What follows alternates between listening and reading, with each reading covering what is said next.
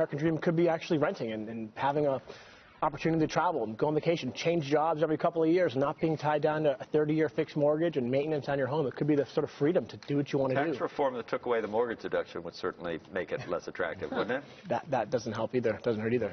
That's not likely, Joe. No, I know. But not everyone, and it doesn't make sense for everyone to own a home, but if you can, if you have enough income to write off the mortgages, it makes a lot of sense. Yeah, and especially if you plan on being in that same house for at least 5 to 7 years. You shouldn't be buying real estate if you're going to be in it for 2 to 3 years unless you're a professional flipper. And if you're not going to be in it for the long haul, you want to take a new job, you want to travel, you should rent. Renting's a great option for a lot of people these days.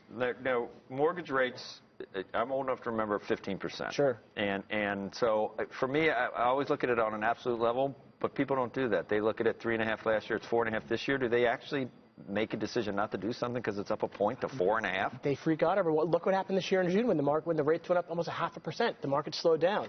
My parents bought the first house in the 80s. It was 12-14%. Right. People don't have that sort of a big, longer life experience. Rates are still so low compared to the last 30 years. When are they not so low? When are they not so low? A lot of inventory hits the market. What's the number that really gets people to say this is? 7%? I mean, 7. I bought my first place in 2003, and it was 6.25%, I think it was. And I didn't stop me. I mean, I bought the house. I needed a place to live, and I was going to commit to the area I was for 7 to 10 years. So Barron says 5% a year. Is that?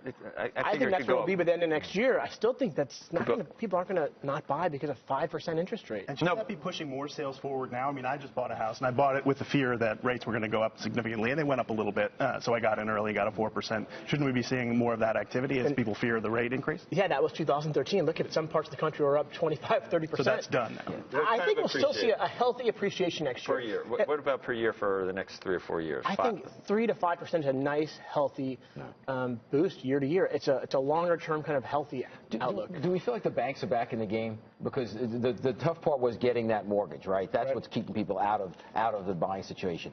Are the banks back in the game now in an interesting way, or when is it worth the bank's time to get back in the game? I think they're absolutely back. It's harder to get a loan. They're a lot stricter. The folks who were getting loans in 2006 aren't getting loans anymore. Yeah. You've got to have a good, verifiable credit, good income. I think that banks had a ton of refis earlier this year, and they lost those, and they need more business. I think we're going to see them easing some of their lending standards. They're not going to start giving out loans to people who don't qualify.